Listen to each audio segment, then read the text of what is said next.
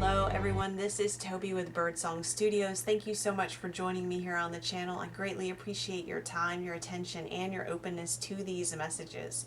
So in this video we are looking at the energy of Pluto moving into Aquarius on January the 20th. And we're going to look at how that impacts the collective. And when I say the collective, I mean all of us as individuals in our personal lives. So there may be another video coming on this looking at global energies. We'll see. But for this video, we're looking at our personal lives and how this transit is going to impact us. So Pluto has been in Capricorn since 2008. It took a brief foray into Aquarius from March 23rd of last year until June 11th. Again, it's moving into Aquarius on January the 20th of this year. We'll be there until September 1st. And then we'll move back temporarily into Capricorn from September 1st to November 19th. And then moving finally on November 19th back into Aquarius, and we'll be there until 2044. So that is a 20-year transit. The last time Pluto was in Aquarius was from 1778 until 1798. And y'all are probably aware of all the major changes that happened at that time. Pluto is the planet of transformation. Pluto is the master of the underworld and is associated with death and rebirth and the Phoenix rising as well. So it is Aquarius then is associated with humanitarianism, with the collective, with communities, organizations, with technology, with innovation. It's a bit of a rebel sign. It can be associated with revolution. And also, did I say technology? Oh, it is also an air sign. So it is associated with words, thoughts, mental space, and connection also to the higher realms. It is also associated with, sometimes Aquarius is considered the ET of the zodiac. So just thought I would throw that in there.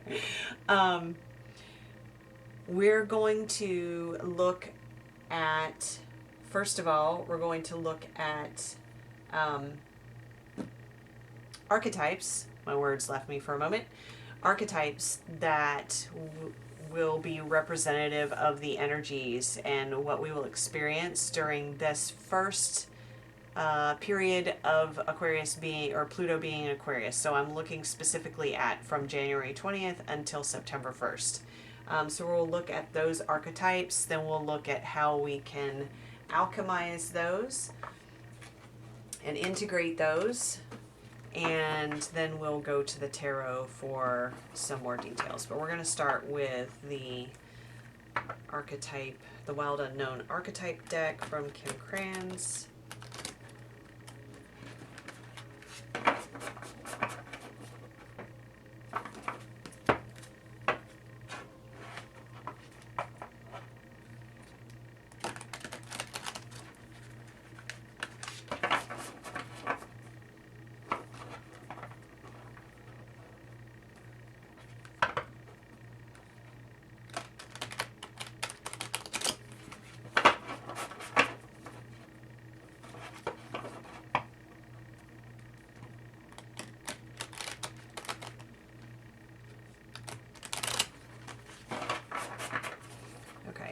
See what archetypes we will be working with, the collective will be working with for this first 8-month period of Pluto in Aquarius. Let's go again.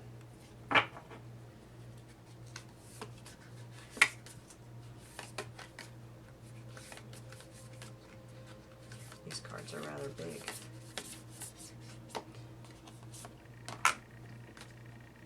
The Crone.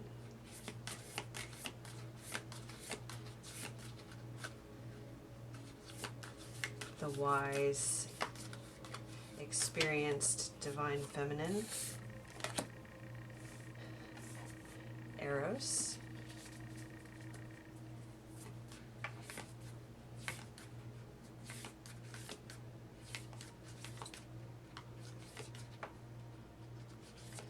Romantic love, passionate love. What other archetypes will we be working with?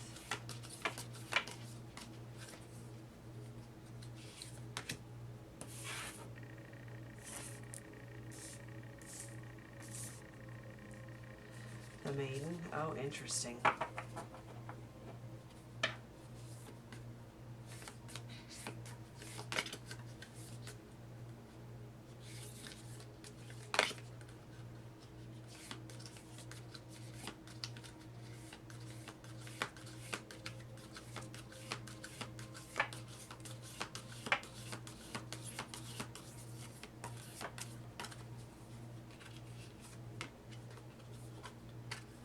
Well, sticking.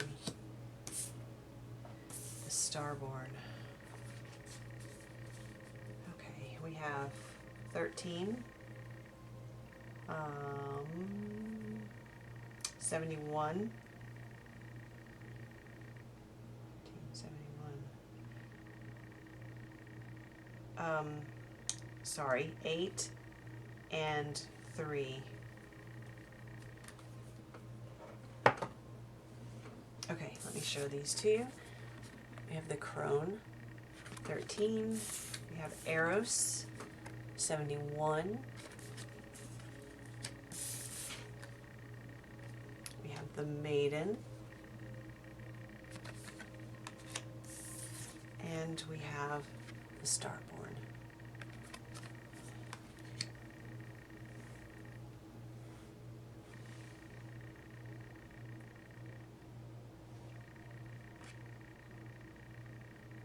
So for these archetypes,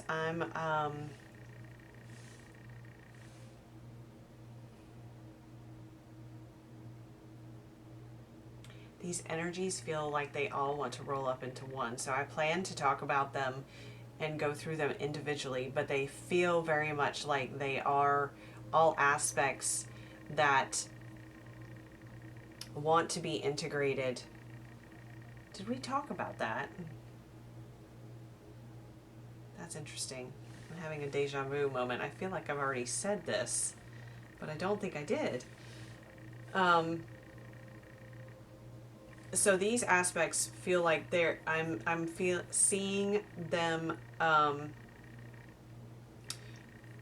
unfolding from an egg. It's like it's opening and it's blossoming out like a lotus. And so, you know, with a lotus, you can see the individual petals from overhead.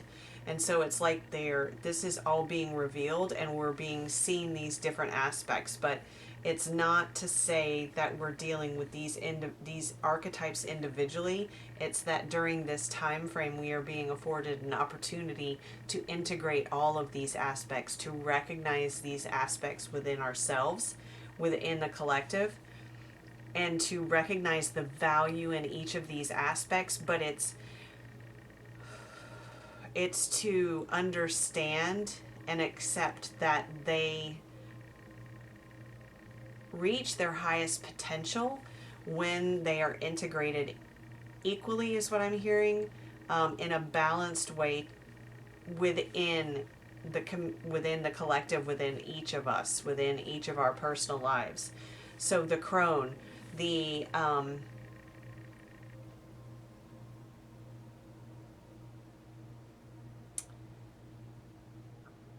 older woman, the woman who has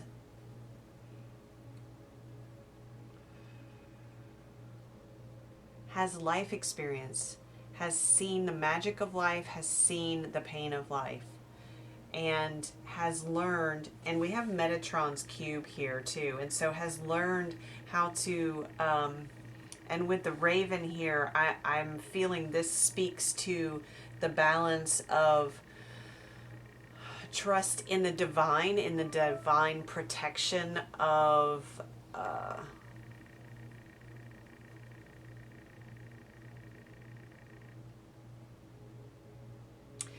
in the divine protection of our connection to the divine, in the divine protection of trusting in the divine timing of life, balancing that with the wisdom that has been gained through this lifetime and past lifetimes, and absolutely past lifetimes, because this hand is kind of disembodied, or it could be seen as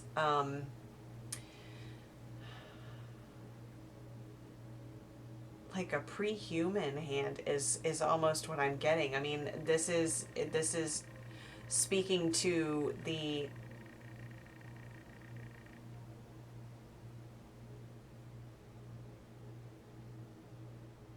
it's interesting because I'm always getting like the mind with the raven, body with this hairy arm, which makes me think of like early hominids, and then we have the divine here represented with Metatron's cube. So we have mind, body, spirit, and this is what the crone has learned how to balance.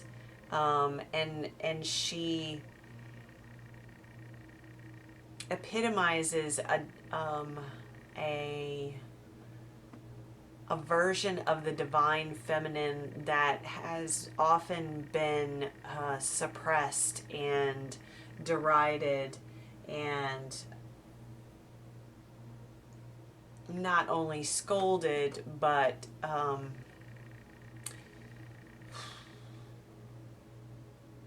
I'm hearing tortured. I don't like to say that, but that there's truth in that. And so allowing ourselves to not only witness this aspect in the collective, but in ourselves, and to honor it and respect it, and allow it to have its presence within us. And it's interesting that Eros is in between the crone and the maiden. You don't get to the crone, I don't believe, without Eros from the maiden.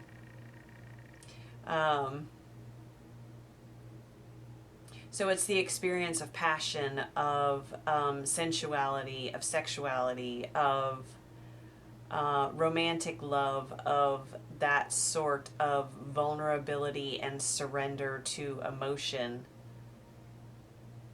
and recognizing that there's a diamond within that. It's within that space of intimacy and surrender that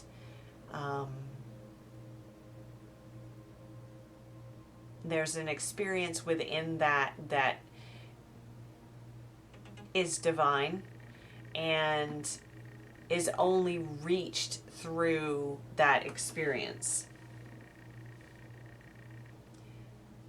And so recognizing the value in that as well. And then balancing here, again, we have the maiden. And so that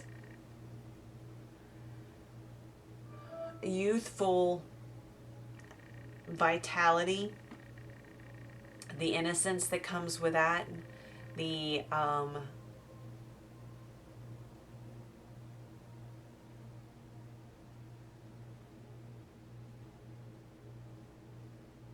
I'm feeling this like this energy of a predecessor to creation. So I'm not feeling this energy as being a motherly energy. It's the preface to that. It's the sense of being on the edge of creation, and the excitement that comes in the anticipation of it. as well as this sense of joy and wonder that still remains in a childlike state. And so what I'm getting is this balancing of allowing that childlike joy and wonder within us to be present within an adult physical body. And then we have the starborn here, and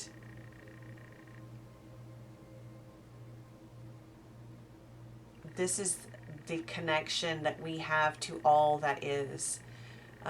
This is the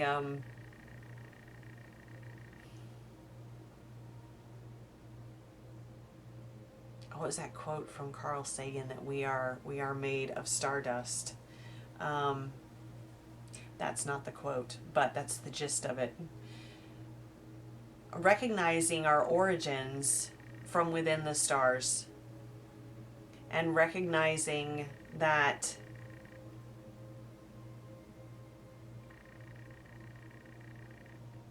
that's interesting. Let me see if I can put that into words. It's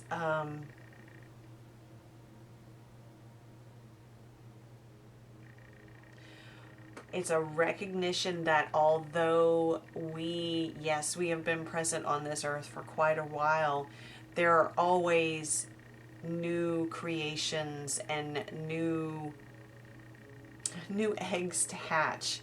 And so it's almost, and this is so interesting. This is like this bringing in the wisdom of the past to allow for the birthing of the new. And this is what happens with this integration of these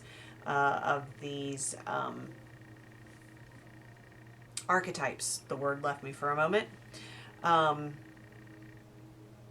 But drawing down knowledge from the galaxies, from the stars, that is being offered to us more and more at this time. More and more of us are in communication with extraterrestrial beings, with higher realms of consciousness, with other beings of light, and bringing this into acceptance and allowing us to draw in the, not only the intelligence and the technology of that and the wisdom of that, but the beauty and the wonder and the magic of it. I mean, look at this card. Look at this card. Look at the colors. How can we possibly birth something new if we've lost the magic that exists in that age and in that state of being in awe and wonder of nature and possibility and magic itself? And this is what we're bringing together. I don't know that I need the alchemy cards at this point. That's what we're alchemizing. Okay, well, we're going to pull a couple just to see if anything else comes out. That's really lovely. The Divine Feminine has this very important presence in this time, and it's really interesting because the sign of Aquarius is considered a masculine sign. So it only makes sense that there would be an emphasis on the Divine Feminine to balance out those energies, so that we ensure that we are moving forward and creating from this state of balance. Of course, the Divine Masculine and Divine Feminine energies, gosh, I can't talk all of a sudden, reside within each of us. It's not about gender. Okay, so let's see what we need to know about alchemizing these. I'll grab that one. These archetypes, these energies. Maybe that's the only one that wants to come out. That's okay. Let's see. This one wants to be seen first. Oh my goodness. Oil of Vitriol. It's card number 35.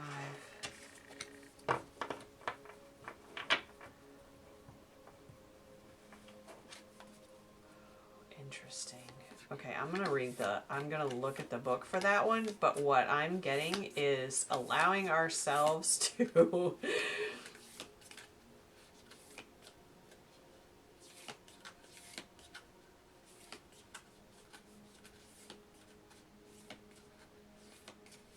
I'm not sure how this plays into it, because allowing ourselves to speak of this and express of the divine rage. Interesting. I was not anticipating that. The lightning. Card number 13. That's what we had with the crone.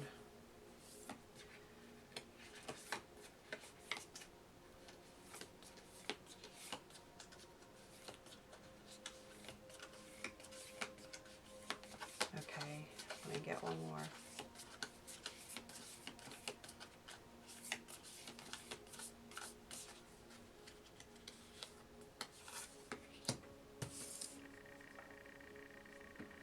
Card number 43, the uncreated. Man, what were you just talking about? We are at this, it's like this precipice. It's on the preface, in the if we're writing a book, we're in the preface of this new creation.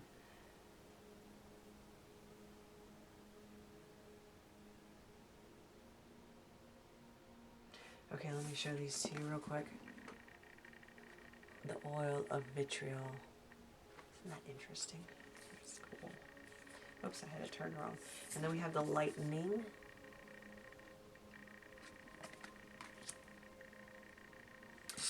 And then we have the uncreated. So this is about bringing to light exactly what it is that you do want to create. And if you have to roar it, then you roar it. Because that is what is, look at how it's expanding out from this, I don't know if that's an apple or if that is that might be the oil, onto the lightning.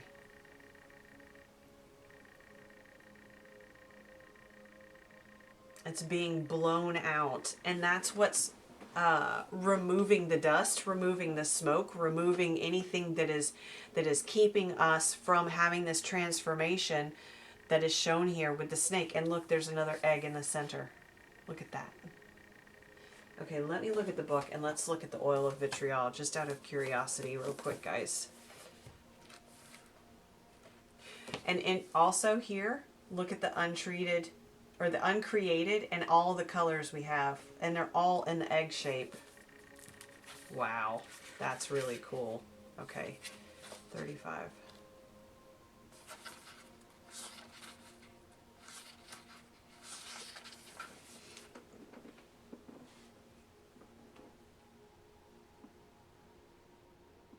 Okay, yeah, when the green lion appears, a great alchemical reckoning is afoot. Long-standing frustration and imbalance cause this regal creature to lash out unconsciously, consuming all in its path. So be prepared for emotional turmoil as the lion thrashes about. Don't worry, these changes are necessary for growth, and in the end will be a relief to all. Purification is a lion's aim, and it's determined to get there one way or another. Oh, so, and this is the sun. Interesting. Yes, so exactly what we were just talking about. It's being willing to roar when necessary, being willing to speak of the things that are difficult. And this is how we alchemize.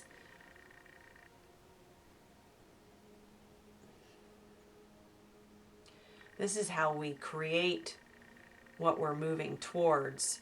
And this actually, it's interesting because when I was meditating on this spread, I was seeing it I was understanding it in a reverse way, but actually what I'm receiving here is that just as they were talking about how all of these pieces, we actually use them in an integrated fashion, this is how we can move forward and how we will move forward when we are using these from an integrated fashion. I hope that makes sense. So when we are integrated in all of these archetypes and using them in a balanced manner, then we'll be able to speak out about these things that need to be released and need to be expressed,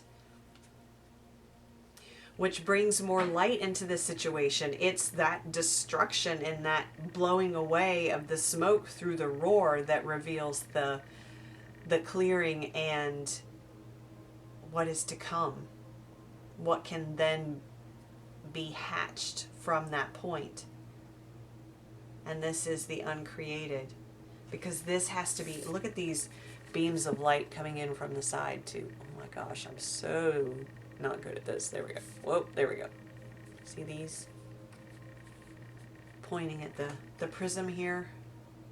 Remember, the diamond is here in the arrows card as well.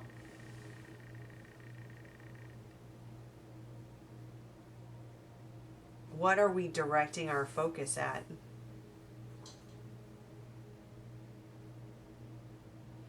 With a recognition of where that light goes, it's going to be dispersed through this prism. It's dispersed here too. And so being aware of all the, like in the sigil, being aware of all the pathways it takes, and being in a state of gratitude for all the pathways it can take. Be in a state of recognizing the potential in all the pathways it can take. Okay, so let's look at the Age of Aquarius Tarot, and we'll pull a few more cards from here. Let's see if there's anything else. Whoa.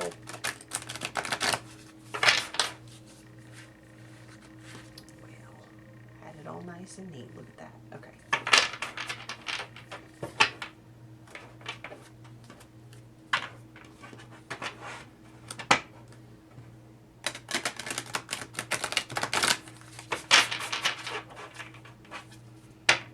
I really want to use these cards because of its theme, but I'm also realizing that YouTube might not like some of the images on here, so if I cover some of them, that is why.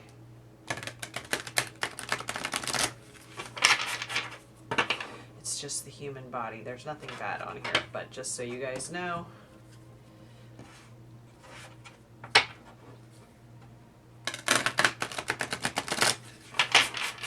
Okay, so let's look at the oil of vitriol. What else do we need to know about that, please?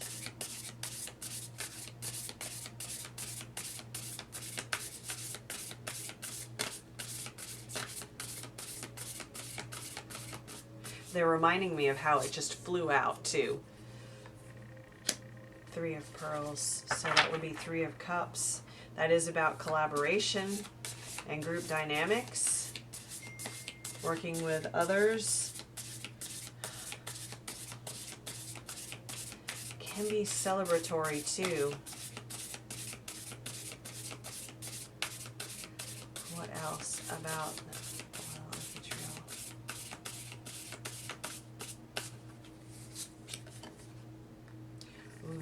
upside down? I'm not going to take that one upside down because I'm feeling that one is, yeah, this is about karma. Karma versus, not versus, but karma and dharma. As above, so below. Yeah, this is interesting.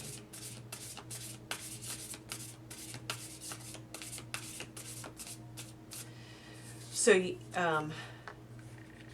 of Swords.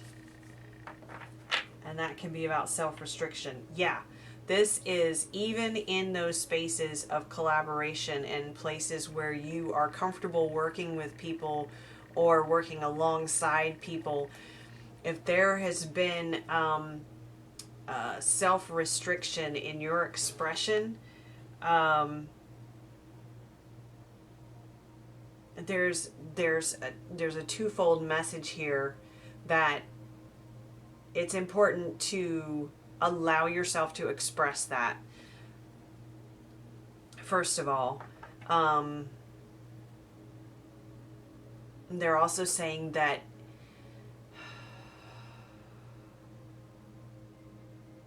let me back up. There's also this reminder that anything that is triggering to you in the external world in some form is going to be a reflection of something internal that needs your attention, that wants you to look at it, that probably you have not wanted to look at. That's why what is on the external is triggering for you. So there's that recognition that if you're feeling that boiling over, gosh, I can't talk, the boiling over sensation of frustration, to also take a moment to check in. Is this something that is something I need to take a moment to recognize or to look more deeply at, to see if it is an internal trigger for me, or is this something that is being that is built up the pressure because I've suppressed it for so long, because it is crossing a boundary, because it is somehow associated with a wrongdoing even, or someone taking advantage, or anything along those lines where I have not spoken up for myself. Being very aware of the energy you're operating from in that situation, and yet still being willing to speak your truth and to vent that frustration, because that's actually what's going to clear the air so that things can move forward with that, within that group, within that collaboration. Interesting. Okay, let's see what we have for the lightning. The Magician. Yeah, this is where the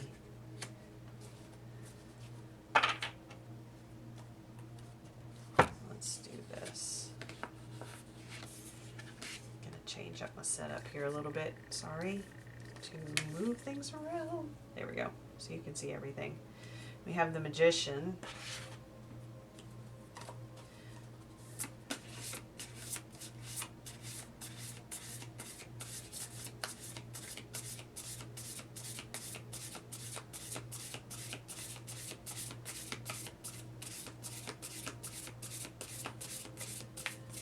What else do we have for the lightning, please? The Two of Cups. Gonna cover that one.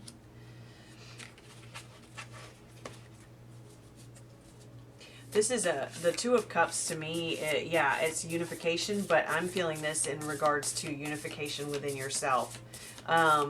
This is that alchemical process of transmuting those triggers within, and by speaking your emotions around them. It may be an uncomfortable process with this, but this is where we get to the healing and to the lightening, to the removing of the smoke and the veil around something, and allowing us to see the truth of it, allowing us to see what it is that we do want to experience in this. And we have the Ten of Swords, and this is the end of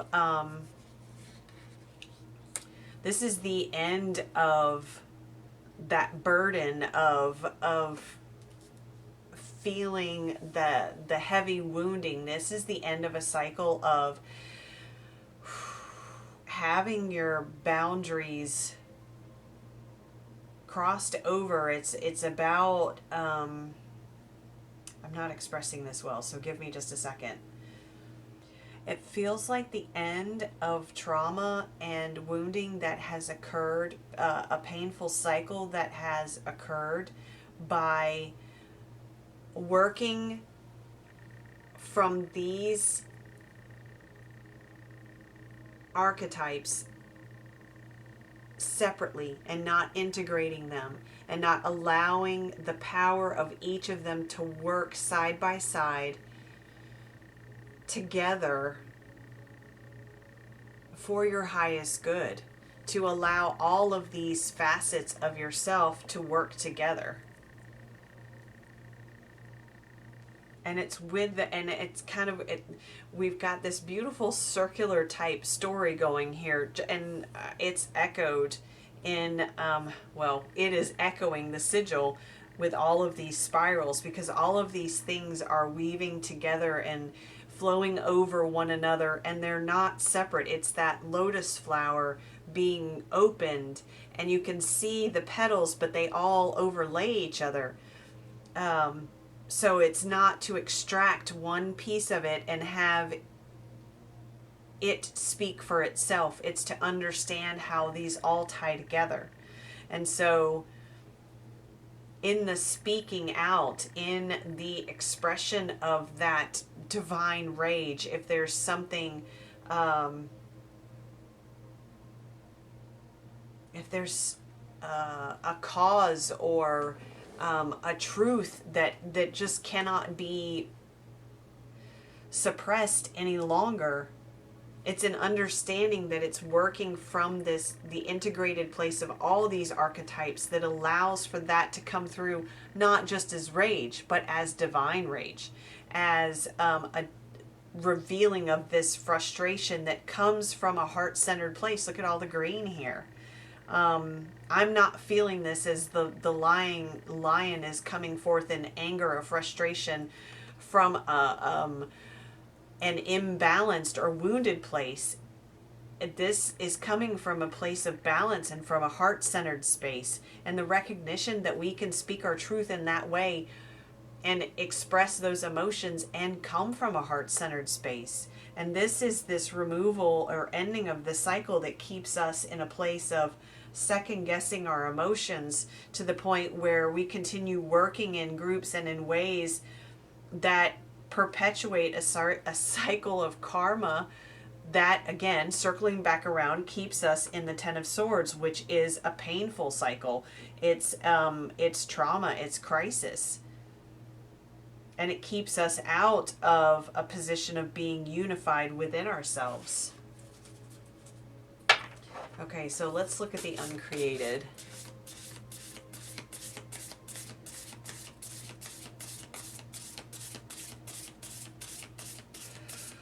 And they're just reiterating that this is, we're looking at individual petals of this bloom, right? But the reminder here is that without the rest of this, it doesn't have the power. It's about bringing it all together. And we have the event, see, inner illumination and the and shadow work. The event horizon. Crossing the event horizon and looking within your own black hole. What is it that has been trapped there, that has been suppressed there, that has been hidden there? And this is what Pluto is bringing forth too, allowing us to see within that black hole. And we have the Ace of Wands. Wow, a passionate new beginning. Wow.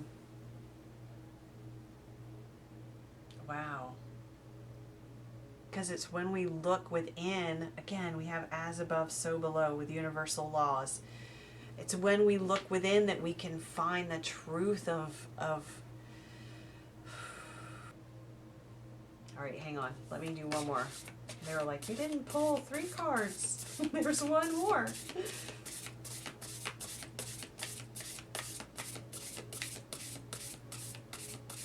Allowing ourselves to look within. There's so many answers there. All of the answers are there. But looking within the shadow, not just within the light. And the 5 of Cups. Okay, this is... The 5 of Cups can be about loss. It can be about regret, remorse. I'm going to hide that one too so we don't get in trouble with YouTube.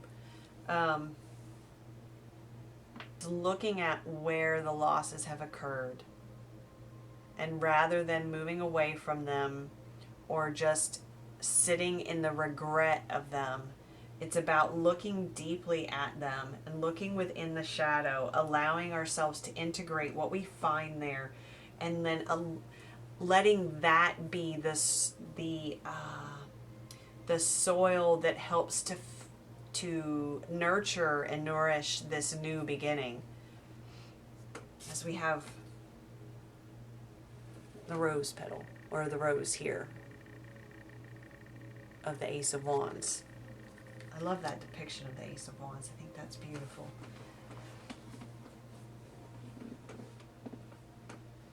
So we see how this all intertwines together. And this is what we're being given the opportunity to work through and integrate with Pluto in Aquarius. Because it is coming at this from getting this visual of kind of integrating the underworld and the stars. Okay, let's pull one from the Life Soul Vision Oracle to close, kind of pull everything together. I've kind of done that. It's interesting how it is all this interwoven, layered spiral messages throughout this. It's really beautiful. Shows the possibilities available to us as Pluto moves into Aquarius, in that transformative possibility, viewing how we operate within communities and viewing how we how the different aspects, oh, that's interesting, how the different aspects within ourself forms its own community. And when they work in unison, how we elevate through that integration. That's really interesting, and that brings a different aspect to this portion of the reading too, because the group dynamics we talked about may not have anything to do with anyone external to you, but maybe completely internal. Oh my gosh, and look, we have Portals of Possibility, card number 33. Okay, 3 is an important number. Very important number at this time. We have 3 of Pearls. I thought we had another 3. 3 here, 13. The Starborn is 3. What was this? That's 43. 35, 71.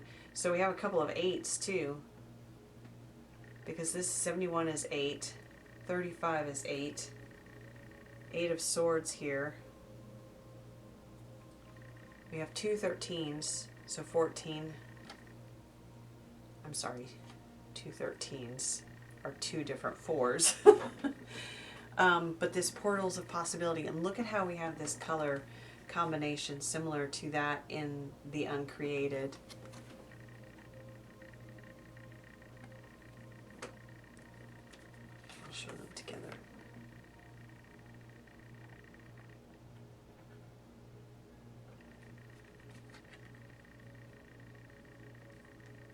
And this is what this time frame is about, and this is why my guides had me focus on this first 9-month period of Pluto being in Aquarius, because we are setting into motion what we are creating for this time period, this 20-year period of Pluto being in Aquarius going forward. So what do we want to see on the other side of this portal? What is it that we want to bring into creation? Remember, we need to be very aware of how our light is going to be refracted and how it will be sent in different, there are all these possibilities. Which direction do we want to point it in so that we are refracting the light and the different colors and radiating them out into the areas we want to illuminate?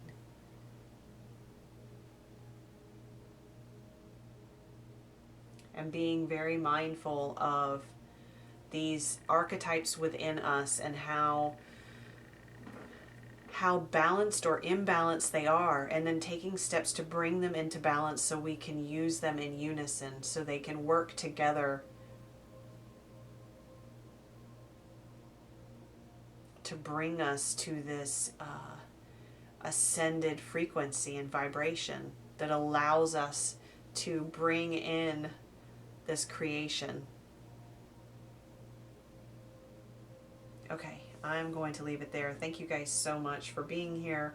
I really appreciate you all very, very much. I'm sending you tons of gratitude and love, and I will be back soon. Thank you.